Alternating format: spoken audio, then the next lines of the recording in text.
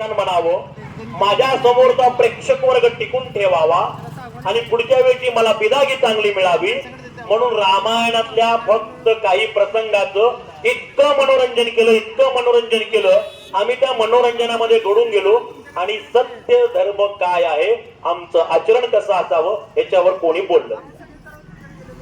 एक उदाहरण आम्हाला काय सांगितलं गेलं की भगवान श्रीकृष्ण नदीच्या किनारी जातात, त्या झाडावर बसतात आणि गोपिका आंघोळ करायला लागले ते बघत बसतात.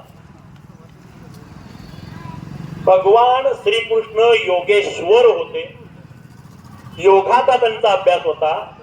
आपल्या विवाहानंतर म्हणजे लग्नानंतर त्याने 12 वर्ष ब्रह्मचर्य पाळलं. किती? 12 वर्ष. आणि मग त्यांना प्रद्युम्न नावाचा पुत्र प्राप्त झाला. जो आमचा आदर्श आहे तो आदर्श असणारा भगवान श्रीकृष्ण नदीच्या किनारी झाडावर बसवून नग्न गोपिकांचा अंघोळ बघेल का?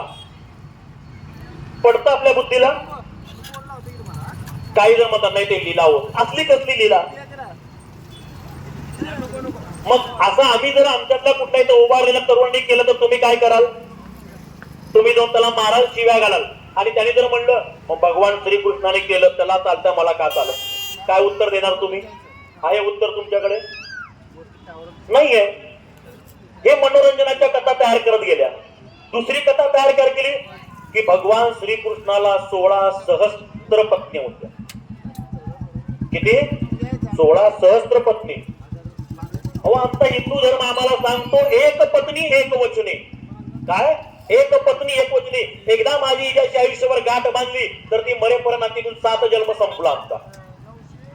असे मानणारे भगवान श्रीकृष्णांचा विवाह रुक्मिणीशी झालाय.